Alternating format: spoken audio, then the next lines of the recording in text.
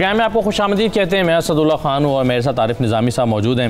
निज़ामी साहब, बड़ी अफसोसनाक खबर आज दोपहर में मौसूल हुई कि बेगम कुलसूम नवाज़ साहबा जो हैं वो इंतकाल कर गई। कैंसर से वो जंग लड़ रही थी और काफ़ी उन्होंने हिम्मत का मुजाहरा किया, वेंटिलेटर पर चली गई, फिर उन्होंने वो रिकवर किया, वापस आ गई, बेहतर हो गई तबीयत उनकी, लेकिन फिर अचानक पता चला कि उनका इंतकाल हो गया।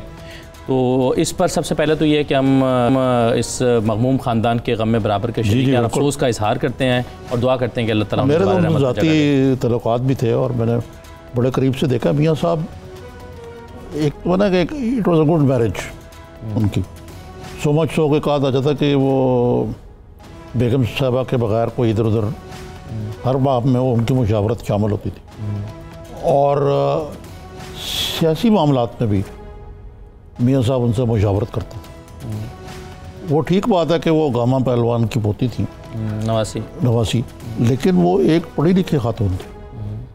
सोमच साहब के जब लंदन वो जाती थी और एग्ज़ाइल के दौरान भी तो एक बड़े ही अथॉरिटी थे गालिब पे प्रोफेसर रैल्फ रसल, उनसे वहाँ वो तालीम और तरबियत गालिब को समझने के लिए देते हैं। तो मतलब है कि ये उनका रोल बड़ा कलीदी था मियाँ नवाज शरीफ की लाइफ में और मियाँ नवाज शरीफ उन पर काफ़ी डिपेंडेंट भी थे। तो उनके लिए ये ज़ाती तौर पे एक बहुत बड़ा खुला है। और मैं मतलब आप मुझसे पूछ रहे थे कि कोई ज़ाती वाक़या क्या, एक दफ़ा जब मैं नेशन का एडिटर था तो उसमें एक कार्टूनिस्ट थे, वो हाल ही में वहाँ तनख्वाह नहीं मिल रही तो वो छोड़ गए वहाँ से। मैक्सिम उनका नाम था, मैंने ही उनको कार्टूनिस्ट बनाया। तो उनके कार्टून बड़े कटिंग होते थे। तो एक दिन कोई खाना था प्राइम मिनिस्टर हाउस में, तो ख़ास तौर पे मुझे कहने लगी, कहेंगे भाई ये मैक्सिम हमसे क्यों नाराज़ रहता है, मेरे मियाँ की ऐसी बिगाड़ की शक्ल बनाता है और ऐसे से तंज करता है उसको कोई। तो मेरा मतलब है कि उनकी इस हद तक इन्वॉल्वमेंट थी। तो सारी चीज़ों का मकसद है कि वो पॉलिटिक्स में भी उन्होंने NM-120 का इलेक्शन तो इन एब्सेंशिया में ही था उनका, कैंसर हो गया उनको, वो मरियम ने कैंपेन की, लेकिन इससे पहले वो सियासी जद्दोजहद में भी ख़ास तौर पर परवेज़ मुशर्रफ के दौर में जी और नेशनल असम्बली की भी मेंबर रही हैं।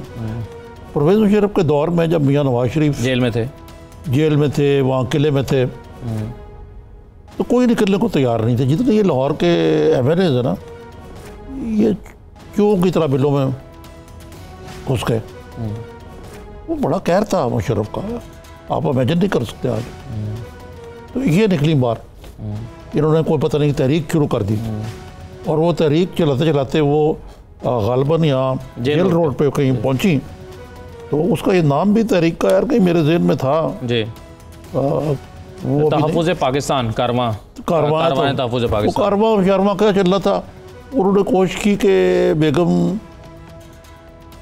कुलसूम नवाज़ को गिरफ्तार कर लिए थे। वो गाड़ी से कहती मैं नहीं निकलूँगी, कई घंटे वो गाड़ी में बैठी रही। उन्होंने वो क्रेन पे गाड़ी उठा के फिर वो GOR में ले गए। उस वक्त एक बंदा जो साथ था मुझे याद है, वो ज़हीम कादरी था। बेचारे ने डंडे भी खाए और बेचारा बाद में अब जो उससे हुई आपके सामने वो साथ खड़ा हुआ था, बाकी सब गायब थे। तो वो मकसद है कि he was a brave lady. सही है। तो इसके अलावा नवाज शरीफ साहब जो हैं वो मैंने सुना है कि सियासी मुशावरतें भी उनसे बहुत करते थे। कोई अगर पॉलिटिकल डिसीजन लेना है तो उसमें भी उनकी मुशावरत लेते थे और फिर फैसला करते थे। तो इसका मतलब यह है कि पूरा रोल रहा है उनका उनकी पाकिस्तान वापस आने के बाद, लेकिन बड़े डिग्निफाइड तरीके से और बिहाइंड द सीन्स। ये तो आप देखें ना, ये जो स्पाउसेस का रोल है ये हमेशा बड़ा कलीदी होता है।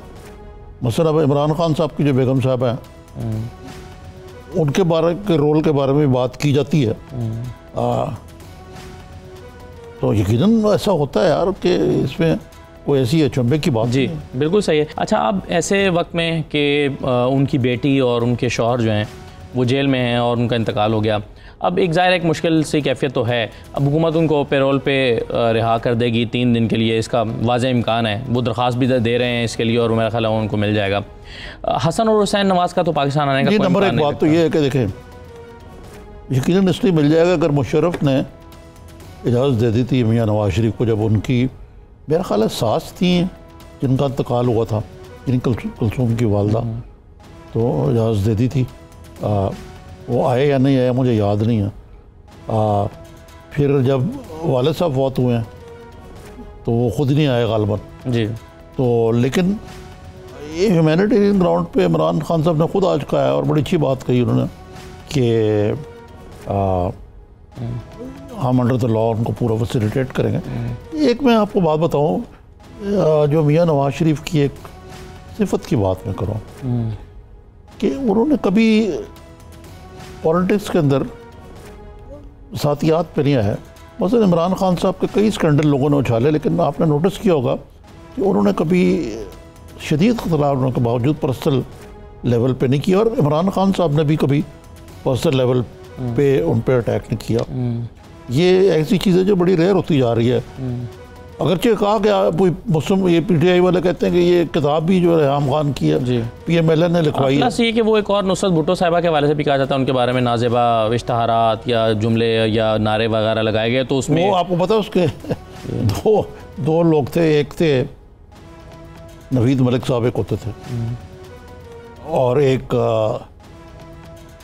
हुसैन हक्कानी साहब, जाली खात और ये और वो काफ़ी डेटा ट्रिक्स डिपार्टमेंट उस ज़माने में रहा है। लेकिन इस उसके बाद की एग्जाइल के बाद की मैं बात कर रहा हूँ कि थोड़ा चेंज है। लेकिन एक और चीज़ है कि ये जहाँ ये डेथ अफसोसनाक है, हर death tragic in that sense लोकिन के लिए, मियां नवाज शरीफ के लिए एक बहुत बड़ी ट्रेजेडी है। वो ये है कि उनको ज़िंदगी भर कलक रहेगा कि वो अपनी बेगम को छोड़कर यहाँ आ गए और जेल चले गए। उनकी पॉलिटिकल कंपल्शंस थी ना, उन्हें लगता था कि इस तरह इलेक्शन को स्ट्रेंथ मिलेगी या जो भी थी जी। और इसमें वो नहीं आना चाहते थे, ये भी मैं आज आपको बताऊँ। अच्छा। उनकी साहबजादी ने जोर दिया कि जी हम जाएं, हम तहरीक के लाएँ, ये करें वो करें, इलेक्शन में बड़ा होगा। ये देख रहे इक़्तिदार भी तो एक ऐसी चीज़ है ना। और फिर ये फैसला हुआ कि मियां नवाज शरीफ अकेले जाएं, उसने कहा नहीं मैं जाऊंगी साथ। तो मियां नवाज शरीफ को आपने ये दिखाई भी वीडियो, यह रिग्रेट रहेगा उनको, ख़ास तौर पे मियां नवाज शरीफ इस रिग्रेट का इजहार कर चुके हुए हैं कि मैं वहाँ नहीं था जब उन्होंने दोबारा बोलना शुरू किया। अब मैं आपको आज का वाक़या नरेट करता हूँ जी। आज मेरी मियां शहबाज शरीफ साहब से मुलाकात हुई। हाँ, इलेक्शन के बाद पहली मुलाकात थी मेरी उनसे। तो मैंने उनसे और सियासी गुफ्तगू के अलावा पूछा, मैंने कहा कि मोहतरमा क्या हाल है मरियम का? कहने लगे हैं जी कुलसूम साहिबा का सॉरी जी। तो उन्होंने मुझे बड़ी अजीब बात बताई। कहने लगे आरिफ साहब अमेरिकल है हैपन। मैंने कहा क्या? कि वो वेंटिलेटर से तो उनका छुटकारा हो चुका है और अब वो बातें करती हैं, ही इज़ मच बेटर। तो मैंने कहा लेकिन वो जो कैंसर का मर्ज है, कहने लगे उसका तो इलाज हो रहा है। फिर दूसरी बात मैंने पूछा वो घर आ गई हैं? उन्होंने कहा अस्पताल में भी हैं। तो मुझे भी तो महसूस हुआ कि शहबाज शरीफ साहब शायद उनकी पूरा इन्फॉर्म नहीं थे, टच नहीं थे उनकी ताज़ा तरीन कंडीशन से, क्योंकि कल से दोबारा वो वेंटिलेटर पे चली गई। मेरे ख्याल से उनको नहीं बताया गया या उनके इल्म में नहीं था। बिल्कुल ठीक है। अच्छा, अब मैं हसन और हुसैन का आपसे पूछा था, आपने कहा कि एक कलक जो है वो रहेगा हमेशा कुलसूम मरियम साहिबा को और नवाज शरीफ साहब को कि ऐसे वक्त में छोड़कर वो इक़्तिदार के लिए, इलेक्शन लड़ने के लिए या पॉलिटिकल रीजंस की वजह से चले सॉफ्ट। लेकिन पता नहीं है, मैं आपको खुद अपनी भी बात बताता हूँ कि जब आपके कोई नियर एंड डियर वन का इंतकाल हो, जिस तरह मेरी वालदा का इंतकाल हुआ, तो मेरे जहन में एक गिल्ट कॉम्प्लेक्स हमेशा रहा कि मैं ये कर सकता था, मैं वो कर सकता। ये एक नेचुरल फिनोमेना होता है जी। लेकिन इस मामले में उन पर खासा इसका असर होगा। हाँ नहीं, लेकिन क्या ये कलक जो है वो फिर हसन और हुसैन को भी बाद में रहेगा कि जी हम ऐसे मौके पर नहीं, लेकिन अब वो जनाजे में शिरकत नहीं कर सकेंगे? नहीं, वो ऐसे होगा कि एक जनाजा वहाँ होगा, एक जनाजा यहाँ हो जाएगा, तदफीन में शिरकत नहीं करेंगे। तदवीन में शिरकत वो करना उनके लिए ज़ाहिर है कि आपको पता ही है कि फिर वन वे टिकट ही होगा उनके लिए। ठीक है, तो इसका मतलब ये हुआ निज़ामी साहब कि अगर इस मौके पर भी हसन और हुसैन फैसला करते हैं कि वो नहीं आएंगे, तो फिर उनके दोबारा किसी भी मौके पर ये फ़ैसला करने के इम्कान तो फिर रद्द ख़त्म हो जाते हैं कि जी वो पाकिस्तान आने का फ़ैसला करेंगे। तो और उनको पता है कि उनको आपने देखा वो आगे डार साहब से क्या हुई है? क्या हुआ? मतलब डार साहब को उन्होंने पाकिस्तानी पासपोर्ट भी ले लिया और वो डिप्लोमेटिक तो पहले ले लिया था, लेकिन आज अदालत में ये कहना पड़ा उन्होंने कि इतना आसान नहीं उनको वापस लाना अटॉर्नी जनरल को, क्योंकि वो बरतानिया की जो अदालतें हैं वो वहाँ साबित करना पड़ेगा कि इनका पाकिस्तान जो है एक्स्ट्राडाइट करना। मैं श्योर नहीं हूँ हमारी बरतानिया से एक्स्ट्राडाइटेशन ट्रीटी है या नहीं है, लेकिन मुझे इतना याद पड़ता है कि अल्ताफ़ हुसैन को तो हम नहीं वापस ला सके, या लाना नहीं चाहते थे हम, कि वो बाहर ही रहे जो है।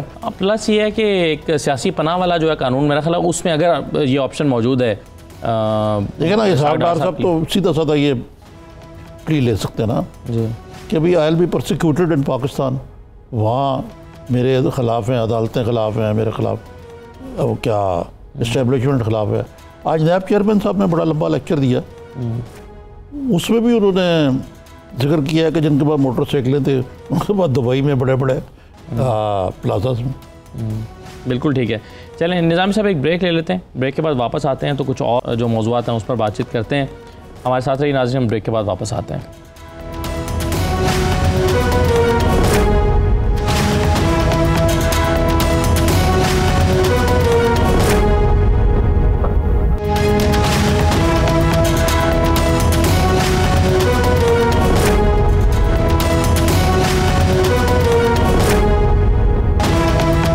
ब्रेक के बाद प्रोग्राम में आपको दोबारा खुशामदीद कहते हैं। अब हमारे साथ फवाद चौधरी साहब मौजूद हैं, वज़ीर इत्तलात और PTI के रहनुमा। फवाद चौधरी साहब, प्रोग्राम में आपको खुशामदीद कहते हैं। चौधरी साहब अस्सलाम वालेकुम, कैसे मिजाज हैं? जी अस्सलाम वालेकुम। ये आज जो बेगम कुलसूम नवाज़ की इंतकाल की सोचना खबर आई है, तो अच्छा किया कि खान साहब ने इस पर कंडोलेंस के अलावा ये भी कहा कि कानून के मुताबिक उनको तमाम सहूलियात दी जाएंगी मियाँ नवाज शरीफ उनकी साहबजादी को। लेकिन क्या कोई हुकूमत ने असूली तौर पर फैसला किया कि वो सहूलियात क्या होंगी? देखें, कानून में ज़ाहिर है कि जो सहूलियात हैं वो पैरोल के ऊपर रिहाई भी मुमकिन है। अगर वो दरख्वास्त देंगे और वो यहाँ पे जो है वो जनाजे में शरीक होना चाहते हैं तो यकीनी तौर के ऊपर उन्हें पैरोल के ऊपर रिहाई के लिए अगर वो अप्लाई करेंगे तो वो भी कानूनन जो है वो उनको हक़ दिया जा सकता है। इसके साथ साथ हमने जो लंदन हाई कमीशन है उसको हदायत जारी किए हैं वज़ीर आज़म साहब ने कि वो मैयत को पाकिस्तान लाने के लिए जो इक़दाम ज़रूरी हैं उनमें वो फौरी तौर के ऊपर किए जाएँ, और बाकी भी जो कानूनन जो भी हम कर सकते हैं वो इंशाअल्लाह ताला ज़रूर करेंगे। हमारा साहब, ये पैरोल पर रिहाई जो है वो कानूनी तौर पर 3 दिन के लिए अमल में आ सकती है, तो अगर वो कुछ इसमें एक्सटेंशन चाहें, कुछ ज़्यादा 2-4 दिन और मज़ीद चाहें तो क्या हुकूमत उस पर गौर कर सकती है? जो भी कानून अगर इजाज़त देता है, जिस तरह से कानून कहेगा उस तरह के कानून के मुताबिक चलेंगे। कानून में एक्सेप्शन भी नहीं होगी और जो कानून के अंदर रहते हुए हम सहूलत दे सकते हैं वो सहूलत भी यकीनन देंगे। क्या होगा? फवाद साहब आया, उनके जो बेटे हसन और हुसैन नवाज शरीफ साहब के, वो पाकिस्तान में मतलूब भी हैं ये पनामा गेट के केसेस के सिलसिले में, तो आया उनको कोई सेफ पैसेज दिया जाएगा या उनका वन वे ही टिकट होगा? अगर वो तशरीफ़ लाए तो जनाजे में शिरकत करने या तदफीन में शिरकत करने, जनाजा तो वहाँ भी हो सकता है, जनाजे नहीं। हाँ नहीं, वो जैसा कि आपको मालूम है वो हमारा इख्तियार नहीं है, हुकूमत का इख्तियार नहीं है कि वो अगर कोई मफरूर मुजरम जो है वो कानून की गिरफ्त में आए तो हम उसे किस कानून के तहत छोड़ेंगे या किस कानून के तहत उनको रिहा किया जा सकता है। अगर कोई कानूनी गाइडेंस हो सकेगी तो यकीनी तौर के ऊपर वो आ सकते हैं, वो प्री रेस्ट बेल अप्लाई करें, प्री रेस्ट बेल उनको मिल जाएगी तो ज़ाहिर है कि उनको गिरफ़्तारी अमल में नहीं आ सकती। लेकिन इसके लिए जो है वो हुकूमत से ज़्यादा जो अदालती फ़ोरम है वो अहमियत के हामिल है और उनको ज़रूरी तौर के ऊपर जो अदालती फ़ोरम है उनको इस्तेमाल करना चाहिए। फवाद साहब, एक सवाल इस मौके पर और उठा है कि आपने नाम ECL में डाल रखा है नवाज़ शरीफ साहब का, मरीम नवाज़ का, उसके बारे में ख्याल ये किया जा रहा था कि वो इसीलिए किया गया है कि वो अगर बाहर इयादत के लिए जाते हैं तो वापस ना आएँ, इस खदशे के पेश नज़र डाला गया था। तो आप इस मौके पर वजाहत करना चाहेंगे कि एग्जैक्टली क्या मकसद है, कैसे शख्स का नाम इसमें ऐड कर दूं जी कि इयादत के लिए तो अब जाता है जब जेल से रिहाई मिलती है उनको, वो तो जेल में होते हुए उनका नाम इसमें डालने का मकसद क्या था? बेल हो जाए उनकी इस्लामाबाद हाई कोर्ट से उसके बाद। जी बिल्कुल आपकी बात सही है। जिस दिन ये नाम डाला गया था उस वक्त ये था कि उनकी जो अपील है सस्पेंशन ऑफ सेंटेंस की वो आर्ग्यू हो रही थी, और जो मिनिस्ट्री है उसने काबीना को ये कहा था कि आप फैसला करें कि नाम ECL में डालने चाहिए या नहीं डालने चाहिए। सो काबीना ने जो समरी थी उनके पास आई, उसके ऊपर फैसला किया और फैसला किया गया कि जो नाम है वो ECL के ऊपर डाले जाएँ। क्योंकि इससे पहले भी हमने देखा कि हसन नवाज़, हुसैन नवाज़ और फिर इसहाक डार, तमाम ही जो को एक्यूज़ हैं वो पाकिस्तान से बाहर गए लेकिन वो वापस नहीं आए। तो लिहाजा इस हिस्ट्री के पेश नज़र काबीना ने ये फ़ैसला किया और उनके नाम ECL के ऊपर जो है वो डाले गए। अच्छा फवाद साहब, मैं आपको एक और मौजू की तरफ ले चलता हूँ। वो ये है कि ये रज़ाक दाऊद साहब ने ये क्या एन CPEC के मामले में क्या ऐसा बयान क्यों दाग दिया जिससे ये सारा प्रोजेक्ट ही मंसूबा मुतनाज़ हो गया? कुछ और वज़रा ने और बातें कहीं, अब वो कह रहे हैं कि सियाक़ो सबाक़ से हट कर ये बयान शाया किया गया और ये भी कहा गया कि शरारत थी। तो क्या कोई फ़ैसला किया गया कि फाइनेंशियल टाइम्स को सू किया जाए? अच्छा, पहली बात तो ये है कि इस वक्त एक ट्रेड वॉर चल रही है अमेरिका में और चाइना में, और अमेरिका जो है वो कई सिचुएशन से जो पाकिस्तान के अंदर इस वक्त CPEC का मंसूबा है उसको कई जो ममालिक हैं उनको उसकी तनकीद का सामना है CPEC के मंसूबे को। लिहाजा जो वेस्टर्न मीडिया में कई दफ़ा वो बयानात जो CPEC से मुतल्लिक होते हैं वो आउट ऑफ कॉन्टेक्स्ट दिए जाते हैं।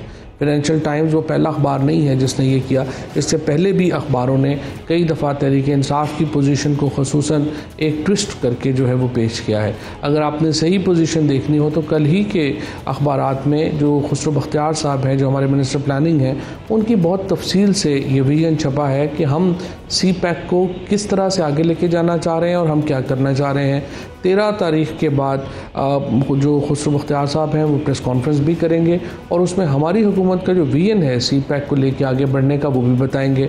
इसके अलावा जो एक बड़ा ब्रेक थ्रू है वो ये है कि हम CPEC में और ममालिक को भी शरीक कर रहे हैं, और उसकी क्या तफसीलात हैं। जो नए अब FZDs आ रहे हैं, फ्री जोन्स जो इंडस्ट्रियल जोन्स बनने हैं उनकी क्या तफसीलात हैं, और किस तरह से ये मनसूबा अब एक नई शक्ल इख्तियार करने जा रहा है, उसके बारे में खुसरो बख्तियार साहब 13 तारीख के बाद इंशाल्लाह मीडिया को एतमाद में लेंगे। लेकिन वहाँ सब बात यह है कि वज़ीर ख़जाना ने भी बयान दिया कि हम मातीर वाला काम नहीं करेंगे। को अमूमी तौर पर ये तासर बना कि ये CPEC जो है ये बड़ा घाटे का सौदा है और इस पे पाकिस्तान बड़ा मकरूज़ हो गया है, ये नॉन ट्रांसपेरेंट है, और कुछ चीज़ें और भी लोगों ने कही हैं कई दफ़ा पहले, कुछ ANP वाले भी इस पे कहते रहे, कुछ PPP वाले कहते रहे, कोई ऐसी बात नहीं है। और ये कि शायद PTI शायद इसलिए इस मनसूबे के ख़िलाफ़ है कि ये PMLN के दौर में शुरू हुआ था। तो ये कोई आपकी जो तो ये है जी आप पहले इसका जवाब दे दें। अभी भी वाज़े किया और जी आप भी मैंने वाज़े किया और अब फिर मैं दोबारा वाज़े कर रहा हूँ कि ना सिर्फ ये कि PTI इस मंसूबे की हामी है, हम CPEC के काम मंसूबे को आगे लेके चलना चाहते हैं। अब से सिर्फ 2 दिन पहले जब चाइना के वज़ीर ख़ारजा यहाँ पर तशरीफ़ लाए थे तो उनके साथ जो उनकी NDC है उसके सरबराह भी साथ तशरीफ़ लाए थे और उनके साथ बहुत ही तफसील से सारी गुफ्तगू हुई है CPEC के मामलात को लेके, और जो भी मुआहदे हैं वो अब हुकूमत पाकिस्तान उनको देख चुकी है, उनको देख रही है, और हम ये समझते हैं कि CPEC पाकिस्तान के इंटरेस्ट में है और इसको आगे बढ़ाना पाकिस्तान के इंटरेस्ट में है। लिहाजा ये जो बात करनी कि ये नहीं फवाद साहब, उसमें जो फिर रज़ाक दाऊद साहब ने जो इंटरव्यू दिया है उसको क्या फिर उनकी ज़ाती राय तस्वुर किया जाएगा, और क्या हुकूमत ये कह रही है कि हुकूमत का उनके बयान से कोई ताल्लुक़ नहीं है, वो उनकी ज़ाती राय है, हम उनकी राय से इत्तफाक नहीं करते? मेरा ख्याल है आपकी नज़र से रज़ाक दाऊद साहब की ने जो बयान जारी किया है फाइनेंशियल टाइम्स के बाद, वो नज़र से नहीं गुजरा, जिसमें उन्होंने सख्ती से तरदीद की है कि उन्होंने वो बातें जो फाइनेंशियल टाइम्स ने उनसे मंसूब की हैं वो इस तरह से कही हैं। उन्होंने कहा कि मैंने मेरी बातों को सियाक व सबाक से हटा कर बताया कि वो कौन सा सियाक व सबाक था जिसमें उन्होंने कहा कि 1 साल के लिए मौखर कर देंगे, इसको रीस्केड्यूल कर देंगे। क्योंकि इस तरह की फवाद साहब तरदीद हमेशा इस तरह के इंटरव्यूज़ के बाद इसी तरह की तरदीद आती है, और जो कि कमज़ोर तरदीद समझी जाती है। आप जानते हैं, हम सहाफ़ी हैं, आप सियासतदान हैं, आपको पता है सियासतदान हमेशा तरदीद का हक रखते हैं।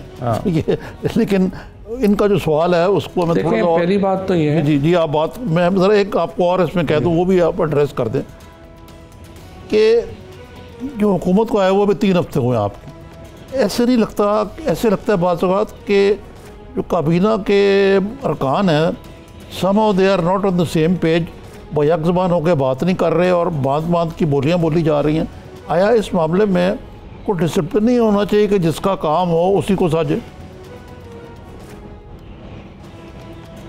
पहली बात तो यह है कि ऐसा तासुर है नहीं, और आपके नज़दीक अगर फाइनेंशियल टाइम्स की ख़बर जो है वो बहुत मोतबर है, लेकिन डॉन जो पाकिस्तान का अखबार है उसकी ख़बर मोतबर नहीं है।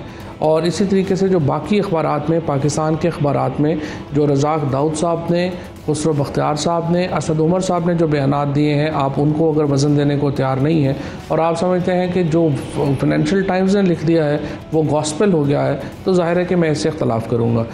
मेरे ख़्याल में जो पाकिस्तान की अखबारात हैं उनमें जो CPAC के हवाले से बात चली है, गुफ्तगू हुई है, ना सिर्फ ये कि उसमें यकसानियत है, उसमें बिल्कुल एक पेज के ऊपर है तमाम ये जो हमारी इक़्तिसादी टीम है, बल्कि उन्होंने वो डायमेंशंस भी बताई हैं जिनमें CPAC को हम लेके चल रहे हैं।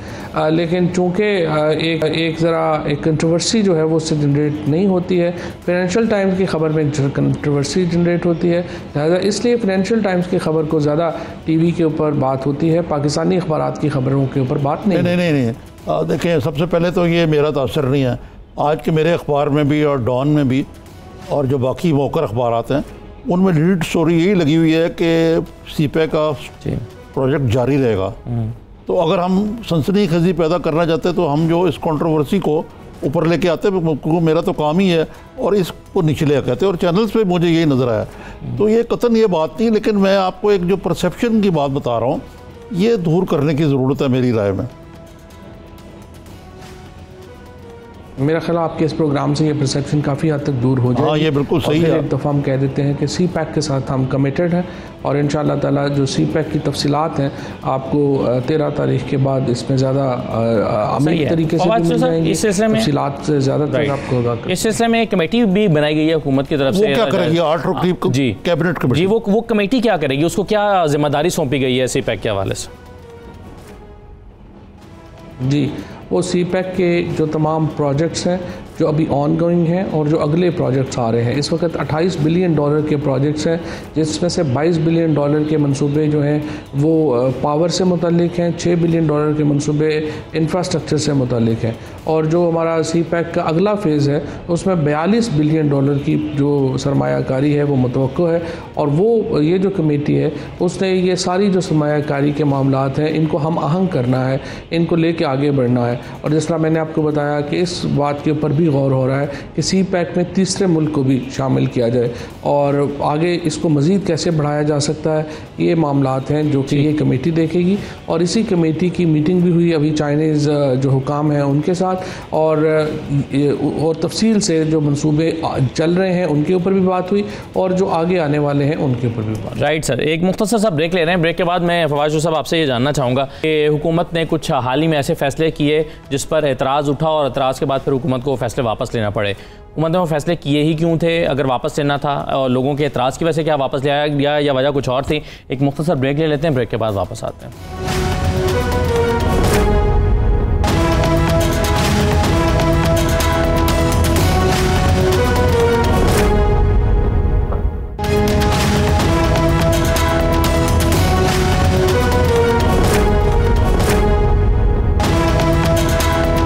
ब्रेक के बाद आपको दोबारा खुशामदीद कहते हैं। फवाद चौधरी साहब हमारे साथ मौजूद हैं। फवाद चौधरी साहब, हाल ही में गवर्नमेंट ने कुछ ऐसे फैसले किए, मिसाल के तौर पर एक आतिफ मियाँ साहब की तैनाती का मामला, और फिर उन्होंने फिर रिज़ाइन कर दिया या लिया गया, और इसी तरह से गैस की कीमतों में इजाफे की पहले खबर आई, फिर आपने उसको वापस ले लिया। ये क्या प्रेशर की वजह से आपने एक जो जनरल सोशल मीडिया परसेप्शन आया, लोगों का, आवाम का प्रेशर आया, मीडिया पर उस पर बात हुई, क्या उस प्रेशर की वजह से फैसले वापस लेना पड़े आपको या वजह कुछ और थी? नहीं, मेरा नहीं ख्याल। अगर कोई गलत खबर छप जाए और उसको आप कहें कि वो वापस ले लिया तो वो तो दुरुस्त नहीं होगा।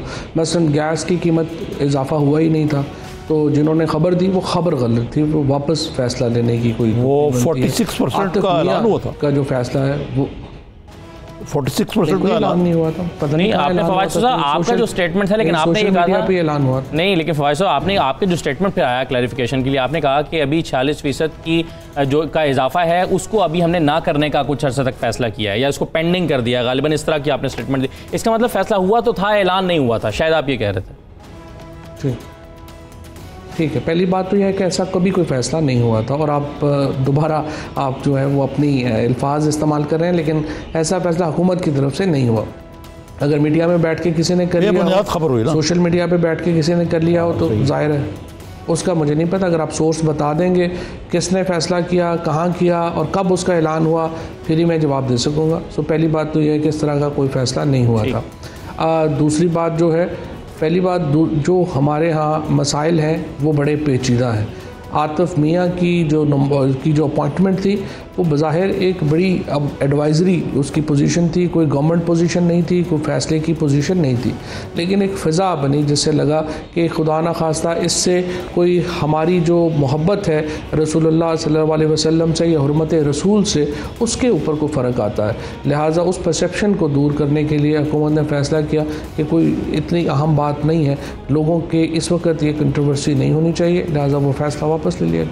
हाँ, लेकिन वास्तव ये 2 साल पहले भी खान साहब ने आतिफ मियाँ को कहा था कि मेरे फ्यूचर के वज़ीर ख़जाना होंगे मेरी ड्रीम टीम में, और ये बड़े काबिल कारम हैं। और ठीक है, वो हैं भी प्रोफेशनली स्पीकिंग, और उस वक्त शोर मचा के जी ये तो अहमदी हैं, तो उस वक्त ये फ़ैसला वापस ले लिया गया। तो अब जब आपने उनको कमेटी में रखा तो ये सोचा नहीं था कि इसके मुहर्रकात क्या होंगे? नहीं, फ्रैंकली जो उसकी असेसमेंट है वो नहीं हुई और ख़्याल यही था कि एक एडवाइज़री पोजीशन है। और अभी आपने जैसे कि आप देखते हैं, मैं सोशल मीडिया पे देख रहा था कि उनको सऊदी अरब की जो एडवाइज़री कमेटी है वो उसमें भी शामिल है। सो वो उनका एक नाम है दुनिया में, एक फ़ाइनेंशियल वर्ल्ड में वो बहुत एक जो डेट स्ट्रक्चर, जो हमारा सबसे बड़ा मसला है कर्ज़े का, उनका जो एक शोहरत है वो डेट स्ट्रक्चरिंग करने की है। और उसके लिए सोचा था कि एक एडवाइज़री कैपेसिटी में होंगे। उनकी कोई इतनी ज़्यादा कह लें कि फ़ैसला करने की अहमियत तो नहीं थी, लेकिन एक कंट्रोवर्सी है जिसको अवॉइड किया जा सकता है, लिहाजा उसको अवॉइड किया। लेकिन फवाद साहब के उन्होंने ये भी कहा कि मैं अभी भी पाकिस्तान की मदद करने को तैयार हूँ। क्या अनऑफिशियली आप जो मसाइल हैं, जिस तरह टैक्स तो GDP रेशियो है या इस टाइप की चीज़ें हैं, डेट का मसला है, इस पे उनकी कोई अनऑफिशियली तो आप इनपुट ले सकते हैं उनकी? वो तो कोई भी पाकिस्तानी दे सकता। आप क्या लेनी है, जब वो उसको पहले भी तो एडवाइजरी पोजीशन में ही थे। अगर वहाँ पे नहीं मान रहे तो अब ये लेके फिर क्या करनी है? तो मेरा ख्याल है ठीक है, अगर पाकिस्तान में एक फ़ज़ा है और वो फ़ज़ा में अलाउ नहीं हो रही तो फिर अल्लाह खैर चला। सही है, अल्लाह खैर चला। ये बताएं कि ये अब एक और आप कहेंगे, मैं आप देखें ना, पहले तो आप और पोजीशन में थे, आवाम आपसे ऐसे सारे सवाल पूछ रहे हैं। मसलन ये मोहम्मद मियाँ सुमरो जो है पाकिस्तान के सेनेट के भी चेयरमैन रहे हैं, वज़ीर आज़म भी रहे हैं, केयर टेकर, क्या उनसे ये तय नहीं हुआ था कि भाई आपको वज़ीर ममलकत बना रहे हैं तो आप आके हलफ ले लें? उन्होंने कोई वॉकआउट जैसी सूरत हाल पैदा कर दी कि जी मैं वज़ीर ममलकत बनने को तैयार नहीं हूँ। तो ये क्यों इस तरह लोग एम्बेरस करते हैं हुकूमत को? और यकीनी तौर के ऊपर जब उनको जब आगाह किया, देखिए असल में तो आरिफ साहब मीडिया भी जो है वो इतना ज़्यादा अब बाखबर है कि कई दफ़ा जो फ़ैसले होते हैं उनमें रिएक्शन का टाइम बहुत कम होता है।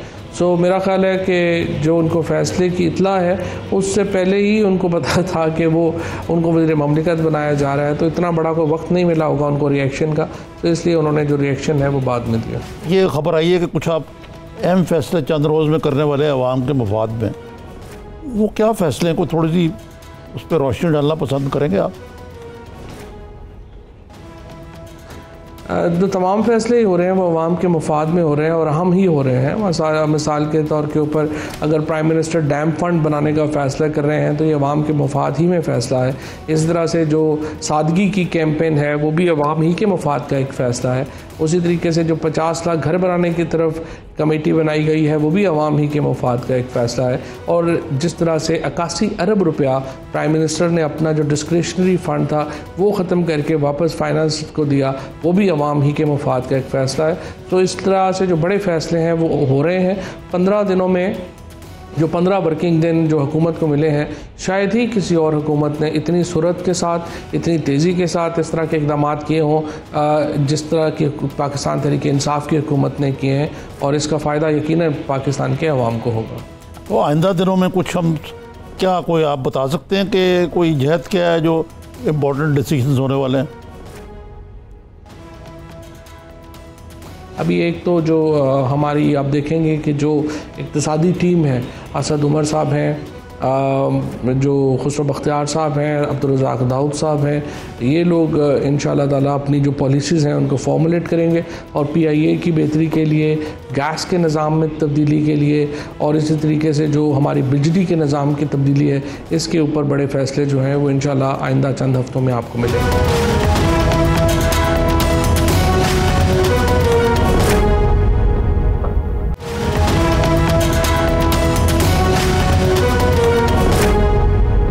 फाइज़ साहब, आपने डैम का जिक्र किया, मैं इसी तरफ आप आना चाह रहा था और एक सवाल करना चाह रहा था कि डैम के हवाले से बहुत सारे लोगों ने कॉलम्स लिखे, कैलकुलेशंस दी हैं कि भाई अगर इतने बैरून मुल्क मुकीम पाकिस्तानी पर हेड इतने पैसे भी भिजवा दें तो इतने साल में इतने पैसे इकट्ठे नहीं हो सकते, तो डैम नहीं बन सकता, हुकूमत को इसके लिए कुछ खुद भी एडअप करना होगा।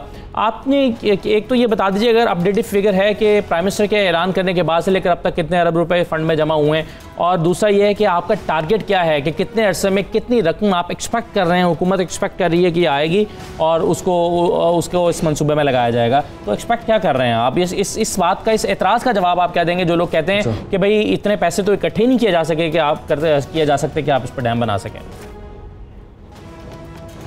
यकीनी तौर के ऊपर अगर नवाज शरीफ या जरदारी साहब लोगों से कहेंगे कि ये पैसे इकट्ठे करने का, तो ये पैसे इकट्ठे नहीं किए जा सकते क्योंकि लोगों को उनके ऊपर एतमाद नहीं है, एतबार नहीं है।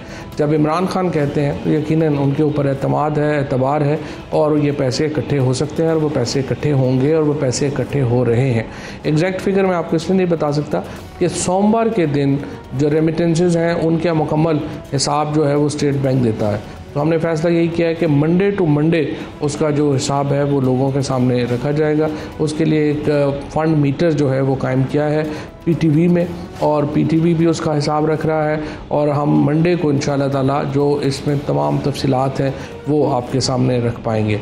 जहाँ तक इस बात का ताल्लुक़ है कि इस फ़ंड की हो सकेगा या नहीं, ये वो लोग हैं जो पेसिमिस्ट हैं, जो हमेशा ही हर काम से ही उनको लगता है कि ये कभी काम होने वाला नहीं है।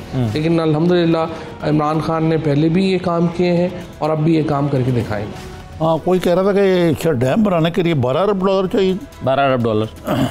तो IMF का जो हम पैकेज मांग रहे हैं वो भी इतना ही है। तो लेकिन अगर ये कर लें तो बड़ा मेरिकल होगा, लेकिन लग रहा है कि जिस तेज़ी से रिस्पांस मिल रहा है ये $12 अरब का ऐसा कोई नाकाबिले अबूर तो नहीं लगता। और अगर ये $12 अरब नहीं है तो एग्जैक्ट फिगर क्या है सर? ये ज़रा अगर ये गलत है तो तस्सीह भी कर दीजिएगा। देखिए हमारा जो फिगर है वो $8 बिलियन है। और आज जो जज्बा है, जैसे आज मैं आपको बताऊं कि हमारे पिंडादन खान एक छोटा सा एक टाउन है, उसमें गरीबवाल सीमेंट है, वहाँ की मज़दूर यूनियन में मज़दूरों ने अपनी एक दिन की तनख्वाह जो है वो आके मुझे अपने फ़ंड में दी। तो मज़दूरों के लिए या किसी के लिए जो रोज़ की दिहाड़ी के लोग होते हैं बड़ा मुश्किल होता है इस तरह की कुर्बानी देना, लेकिन उन लोगों ने भी अपना पेट काट के डैम में जो है वो पैसे जमा कराए। तो जब इस तरह के जज्बे हों, जब इस तरह के लोग हों, तो नाउमीदी का शिकार होना कुफ्र है। पिछली हुकूमत के वज़रा का जो ये ख्याल है कि 120 अरब रुपए तो पहले ही उस पर खर्च कर चुके हैं हम, और हमने किसी से भीख मांग कर वो खर्च नहीं किए, हमने खुद लैंड एक्वायर किया उन्होंने, तो बुनियादी काम जो है वो हो चुका हुआ है। तो उसका क्रेडिट जो है वो दूसरी पिछली हुकूमत को भी आप शेयर करेंगे उसके साथ साथ? पहली बात तो यह है कि यही क्लेम तो फिर मुशर्रफ साहब भी कर रहे थे यही क्लेम जो है वो पीपल्स पार्टी की हुकूमत भी कर रही थी और यही क्लेम अब नून लीग की हुकूमत भी कर रही है। सवाल ये है कि अगर उन्होंने ये सब कुछ कर लिया था, अब तक फिर कुछ हुआ क्यों नहीं? फिर चीफ जस्टिस को ये बात क्यों करनी पड़ी? फिर अभी इमरान खान साहब को ये बात क्यों करना पड़ी? तो मेरा ये ख्याल है कि उनको कहें कि जो मुक्का जंग के बाद याद आए वो अपने मुंह पे मार ले तो बेहतर है। जाहिर है उनसे कोई उम्मीद ना थी लोगों को, ना है और ना ही होगी। वो किस्सा पारीना बन चुके हैं। अब आप देखें कि इस मुल्क में क्या तब्दीलियाँ आती हैं। आखिर में मैं फवाद साहब आपसे ये जानना चाहूँगा कि आप वज़ीर-ए-आज़म ने फ़ैसला किया कि वो पहला दौरा सऊदी अरब का करेंगे। ये इतना इम्पोर्टेंट क्यों है कि सऊदी अरब का पहला दौरा करेंगे? और एक एतराज़ ये हो रहा है आपकी हुकूमत पर कि आपने चीनी वज़ीर ख़ारजा को वो प्रोटोकॉल नहीं दिया कि जो उनका हक़ बनता था, या जो पाकिस्तान और चीन के ताल्लुकात की नौयत की वजह से ज़रूरी था वो आपने नहीं किया, उसको नज़रअंदाज किया। जब मैं थोड़ा इजाफा करूँगा कि फवाद चौधरी साहब बड़े मेहमान नवाज हैं। ये खुद गए अपने काउंटर पार्ट को रिसीव करने के लिए सऊदी इंफॉर्मेशन मिनिस्टर। जी जी, चाइना के वज़ीर ख़ारजा के साथ इशू ये है कि जो चाइनीज़ हुकूमत है उनके साथ हमारा एक प्रोटोकॉल साइन है। जब हमारे लोग जाते हैं तो उनका एक जॉइंट सेक्रेटरी लेवल का आदमी हमारे लोगों को रिसीव करता है, और जब उनके लोग आते हैं तो हमारा एक जो हमने ये किया है कि जॉइंट सेक्रेटरी के बजाय सेक्रेटरी लेवल का आदमी उनको रिसीव करता है। ये एक लिखा पढ़ा मुआहदा है दोनों मुल्कों के दरमियान। तो उसी मुआहदे की पासदारी की गई है। नवाज़ शरीफ साहब जो हैं वो एक दफ़ा, या शहबाज शरीफ साहब जो हैं वो जब एक दफ़ा जब खुद गए हैं लेने, तो वो उस प्रोटोकॉल के ख़िलाफ़ था जो तयशुदा था। जो शाह महमूद कुरैशी साहब हैं उन्होंने ज़ाहिर उस प्रोटोकॉल के मुताबिक जो है वो चले हैं। जो एक फ़ॉरेन ऑफिस की तरफ से उनको एडवाइस आई वो उसके मुताबिक चले हैं, और ना ही चीन को इसके ऊपर एतराज़ है, ना ही पाकिस्तान को कोई इसके ऊपर एतराज़ है। तो ऐसे ही कहें कि बेगानी शादी में अब्दुल्ला दीवाना वाली बात है, कोई ऐसी बात नहीं है। चैनल ज़्यादा दीवाने हो रहे हैं जो एंकर जो हैं। और ये क्या कहानी है कि जी वो फ्रांस के हेड ऑफ द स्टेट का फ़ोन आया कि जी हम ये भी ऐसे यार को तो ये भी है इसमें कोई सदाकत के। इमरान खान ने कहा उनसे को मैं बाद में बात करूंगा, ये बड़ी चली इसमें। फवाद साहब लगता नहीं है, इस पर हम भी कल अपने प्रोग्राम बात कर रहे थे कि लगता नहीं कि ऐसा हुआ होगा, तो इसकी वजाहत भी कर ही दें। वैसे अचानक से मुझे ख्याल है आरिफ नज़ामी साहब जो हैं वो ज़्यादा बेहतर तौर के ऊपर आशना है कि जब दो हुकूमती सरबराहों के दरमियान बातचीत होती है तो वो ऐसे नहीं होती कि ये फ़ोन आ गया लो पकड़ लो बात कर लो। हाँ, वो एक तयशुदा यही कर बात स्केड्यूल बनता है जी स्केड्यूल के बाद जो है वो उसके ऊपर बात होती है, वो बातचीत के नोट्स लिए जाते हैं, वो बातचीत रिकॉर्ड होती है। तो इस तरह नहीं होता जिस तरह से ये कुछ लोगों ने कर दिया। ज़ाहिर है कुछ ज़्यादातर लाइलमी की बिना के ऊपर इस तरह की गुफ्तगू होती है। बहुत बहुत शुक्रिया। आखिरी सवाल अगर मैं ऐसा कर लूँ जाते जाते फवाद साहब, एक जो सबसे बड़ा ऑपोजिशन का इस वक्त डिमांड है वो है कि एक कमीशन बना दिया जाए उनके लिए, तो उस पर क्या हुकूमत संजीदगी से गौर कर रही है कि वो बना दिया जाए? देखिए कमीशन बनाने के ऊपर तो हमें पहले दिन से कोई एतराज़ नहीं है, इमरान खान कह चुके हैं। लेकिन मसला ये है कि अपोजिशन इसको उन्होंने कुछ संजीदगी से इस मामले को खुद भी आगे नहीं बढ़ाया। आखिर वो चाहते क्या हैं, वो किस तरीके से इसको आगे लेके जाना चाहते हैं, किन हलकों में धांधली हुई, क्या धांधली हुई। उन्होंने जो फॉर्म 45 का कह रहे थे वो सारे फॉर्म 45 अब वेबसाइट के ऊपर पड़े हुए हैं। उन्होंने नहीं बताया कि किन हलकों के वेबसाइट्स के ऊपर नहीं पड़े हुए, तो उन हलकों की तहकीकात की ज़रूरत है। कौन से हलके हैं जहाँ पे वो कह रहे हैं कि हमारे लोगों को बाहर निकाल दिया गया था, वो कौन से हलके हैं अभी तक नहीं बता पाए। सो कुछ खुद भी तो मेहनत तो करें, इनको बताएं तो सही कि तहकीकात करनी क्या है। सो ज़्यादा इसका मकसद सिर्फ एक मीडिया में ज़िंदा रहने वाली बात है, इसके अलावा इस मुतालबे की कोई हैसियत अहमियत नहीं। बहुत शुक्रिया फवाद चौधरी साहब, बहुत शुक्रिया प्रोग्राम में शिरकत करने के लिए। हमें पता है कि बड़ा मसरूफियत के आपके दिन है इब्तदाई, और वो जो चौके वो 100 दिन वाला चल रहा है मामला, तो सारी टीम जो है वो बड़ी दौड़ भाग में लगी हुई है। बहरहाल आपने वक्त निकाला, आपका शुक्रिया। निज़ामी साहब कमेंट करना चाहेंगे कोई आखिर में? हाँ, वो मैं एक कमेंट करना चाह रहा था कि आज एतजाज़ हसन साहब ने बड़ी अखलाकी जुर्रत का मुजाहरा किया जी, कि वो कहते रहे कि यार पहले तो उन्होंने गालबन कहा कि बेगम कुलसूम नवाज़ बीमार ही नहीं है, ये बहाना बनाया हुआ है, और उन्होंने बड़ा महसूस किया कि ये मुझे माजरत करनी चाहिए। और वो कहते थे मैं इसलिए नहीं गया कि मियाँ नवाज शरीफ ये ना समझे कि मैं वोट मांगना है। ऐसी अगर अखलाकी जुर्रत हमारे बाकी भी सियासतदानों में हो जी तो बहुत सारे नाज़िम साहब, मसाइल वो मैंने उनकी सारी गुफ्तगू खुद सुनी और ऐसा लग रहा था कि वो दिल से बहुत शर्मिंदा और अफसोस का इजहार कर रहे हैं। वो कह रहे थे कि जी मुझे इस पर बहुत ही अफसोस है, दिली खुद अपने ऊपर शर्मिंदगी है कि ये मैंने कैसी फजूल बात कर दी और मेरे मुंह से ये बात निकल गई। और वो कहते हैं मैं खुद जाकर जेल में उनसे माजरत करना चाहता था, लेकिन इसलिए नहीं गया कि मेरे बारे में बड़ेपन का मजाक। बहुत शुक्रिया निज़ामी साहब प्रोग्राम में शिरकत करने के लिए। ये नाज़रीन आज का प्रोग्राम था, इस पर अपना फीडबैक दीजिएगा। मुझे इजाज़त दीजिए, अल्लाह हाफ़िज़।